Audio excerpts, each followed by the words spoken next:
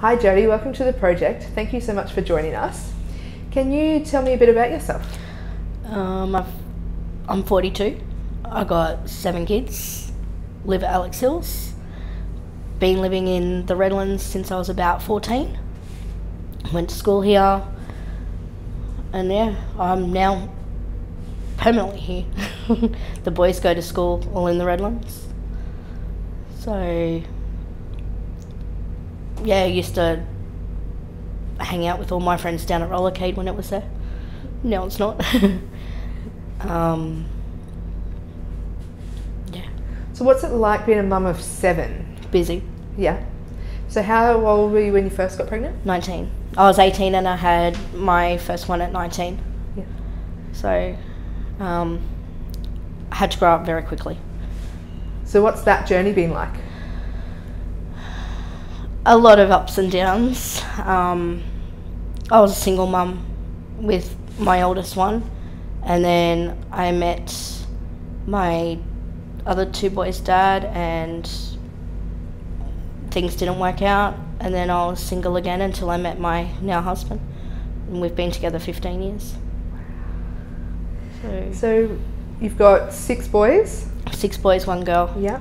And a number of them have additional needs? Yep, so 23-year-old is ADHD ODD, 19-year-old is Asperger's with ADHD, 18-year-old is intellectually impaired and autistic. My 9-year-old, he just likes scaring us by having seizures all the time, although he hasn't had one in quite a few years. 6-year-old is ASD level 2 with GDD. My 2-year-old has Down syndrome, and then 9-month-old little girl. And at the moment she's got no diagnosis? No, she better not have. So what's it like being a mum and having firstly, children need their mum so much, genuinely, but with their additional needs, how do you cope? I cry a lot. We're slowly getting through it. You know, I learn more each and every time we have meltdowns. I learn a different way of dealing with them. So how many you've got left at home? 5. 5? Yeah. And so busy household. Very. How do you and your husband cope with 5 at home? Lee gets it easy. He goes to work 8 hours a day. He doesn't have to deal with the meltdowns every afternoon after school. Although I do ring him, he's on speed dial. It's like, talk to your son. Lee's my rock. He is the person I go to. He is the calm one in all of it. He will talk me down to calm. He's awesome. What's the hardest thing about being a mum? Trying to provide for all their needs, and you can't do it. That's the absolute hardest. You know, you get different kids that need different things. Ethan, you have to send him to school, but he doesn't cope with school because the school aren't on board with you. And then there's Zach, who needs therapies almost every single day of the week, and sometimes you just can't go. And that's the hardest part, is feeling like you're failing them. So 19, you became a mum, and so you had to basically come out of your childhood to raise children. Yep. What was that experience like? How did you cope with not having your teenagehood? I lived at home with mum and dad, and mum and dad were very strict, you go to church every Sunday, you do this, you do that. There were Bible meetings in my lounge room, and I would stay in my bedroom, and it was very sheltered. I didn't really experience being a teenager anyway. We weren't allowed to go to parties, we weren't allowed to go out. Went to my first concert with Lee when I was 30 something. You know, I just never, mum and dad wouldn't just babysit because they were my children and I chose to have them. So I've been a mum since day one. Did you ever feel like you've missed out on anything? Yeah, I have. I've missed out on stacks, but I look at it. Some of my friends now, they don't have kids because they were too busy partying and everything else, and I'd rather have my kids. What's your favourite thing about being a mum? The cuddles, when they sleep. I love it when they're asleep. But the cuddles, and like my 6-year-old, he's constantly getting in my face, giving me a kiss and a hug and saying, I love you, Mum. You know, even though he's had the worst day, he will always say, I love you, Mum. So. And so are you done? Well and truly. How old's Charlotte now? She's 9 months on Friday. What are some of the difficulties that you see your children face in society?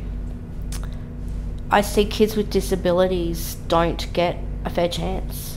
There's not enough funding and there's not enough activities for kids with special needs.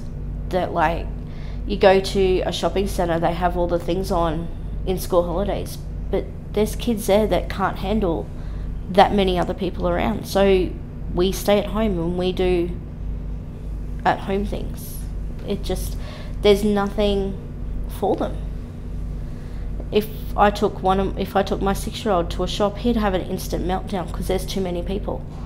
There's just nothing available for them. There's no quiet areas. There's no activities for them to do, but like, you limit it to a group. You can't, there's nothing here.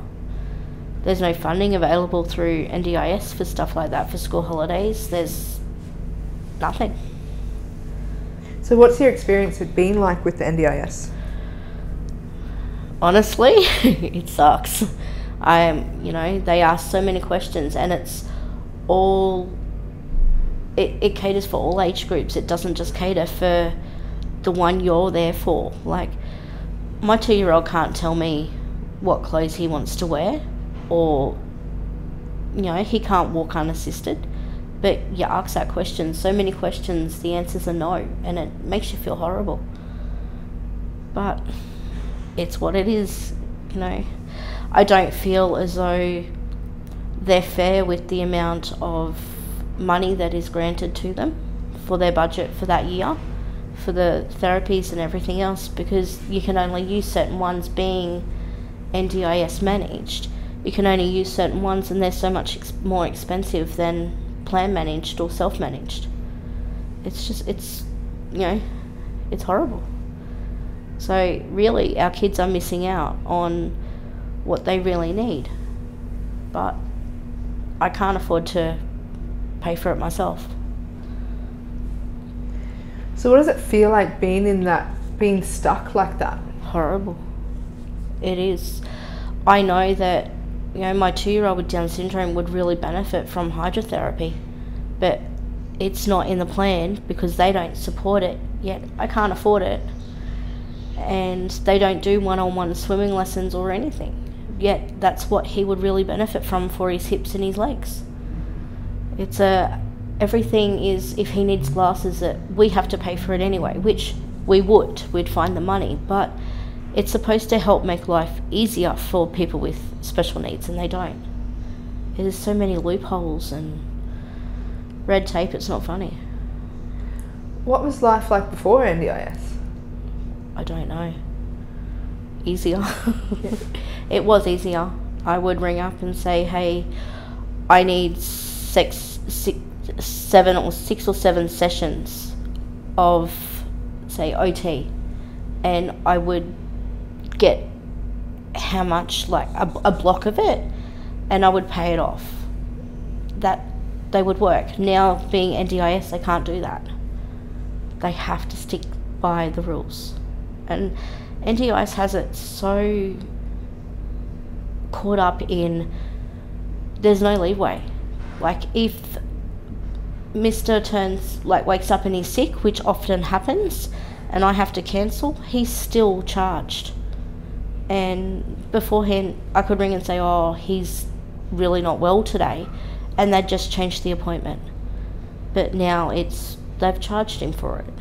So it's hard for me because I don't, with Zaki, if he wakes up sick, I don't go anywhere.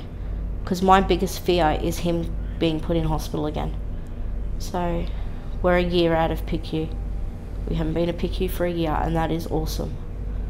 So how do you get all of your children to all the different things that they need to? I drive. So I mainly do it during school. So I drop the boys off and I either travel to Taringa or up to Yamundi for his physio. Then it's just at Belmont for speech, OT and psychology. So it just depends on what one it is that day. But my appointments are Monday, Tuesday, Wednesday, Friday, and they're between, say, 9 and 2. How do you compartmentalise all of it internally? I don't. It's, oh yeah, this is what I have to do today. And some days I feel so tired. I'm driving going, okay, you know, we have to get here, or we have to get there. What keeps you positive? That Zach's going to walk by himself. That's all that matters, is that he's going to talk and he's going to walk and he's not going to need all this forever. What's it like having multiple children with needs, but one? So how do you spread the love across and be there for all of them when one needs you so much? I try. I really do try. Like, as a mum, it really sounds bad, but my be-all and end-all is Zach. Like, I have to make sure that he is covered. Like, all the boys, yeah, they have special needs, but I know that they'll cope. I have to get Zach walking. I have to get him talking. The others can do that. And it may sound horrible, but he's the one that I focus on the most because he's the one that needs it the most. So, have you had a moment with Lee without any of the children since Zach was here? No. Or even before that? Nope. It's our wedding anniversary Friday. We're going to be at home. We've got no one to watch them all. So, I don't trust people when it comes to Zach. I have major anxiety when it comes to even going. So, Brock got an award on parade at school the last term. I left him home with Jaden, but I'm constantly, is Zach okay? Have you checked Zach? What's he doing? It's just, it's hard. But do you ever get help for yourself to talk it through? I have 2 friends and I ring them constantly and they're like, it's okay. But they don't live in my shoes. They don't feel what I feel. So Lee gets home of an afternoon, I'm like, thank God, you know, because he is the only one that knows what I'm going through, even though he's got a holiday for 8 hours a day. And somehow he still gives to everybody else. Yep. It's pretty amazing. He is. So are you. He is awesome. What do you see in your future? What's next? Getting Mr. Six organised, trying to work out what is going to be the best for him. I just need to get through this year of schooling and then I'll be right. And then we go from maybe looking at Jaden, getting a little bit more independent, and again that's NDIS and what they come up with, whether we can achieve that or not. Brock and Ethan, they're still at school. And then I got my boy, I got my Zaka. He will be walking by next year, unaided. He has to. That's the goal. So, awesome. Is there any advice you would have for other mums with children with additional needs? Breathe. Because if you don't breathe, you're going to lose it. And you can go to a shop and people can offer advice, just take it on the chin, in one ear and out the other. It's not always nice. Their comments aren't always called for, but just in one ear and out the other. Do you feel judgment when you go Yep. to the shops? Yeah. Yeah. What does that feel like? What type of judgment? I had one lady in Best and Less when Zach was about 6 months old going, "Oh, how cute. Oh, how old are you?" And I told her, she goes, "Serves you right for having a baby so old that you've got a child with Down syndrome." I was like, what? I said, "Oh, do you have kids?" She goes, "No." I said, "Oh, that's good. Wouldn't want them to be with you." You know, like my kids are my life. They really are. And yes, it took 6 to get the princess. And yes, she is a princess. But the boys tell me that she'll be a tomboy. It's not happening. You finally got to buy pink. And frills. And lace. And Lee hates Laciana.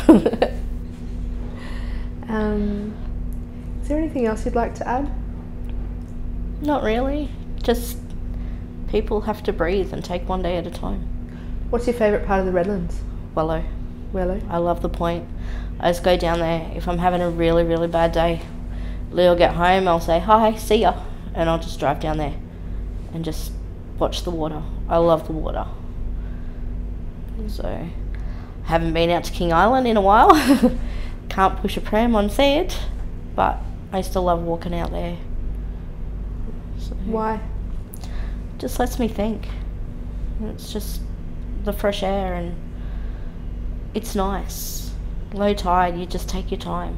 There's no big rush. You know, you watch the kite surfers and all of that down there. I love it down there. So how do you feel bringing up a family in the Redlands? I like it. There's not really much around for them, but hopefully in time that will change. It's better than any other area around. And each area has their own different pros and cons, but Redlands is pretty good. The community in the Redlands is pretty good. So, Awesome. Well, thank you so much for being a part of the project. It's absolutely lovely to hear your story. thanks. Thanks.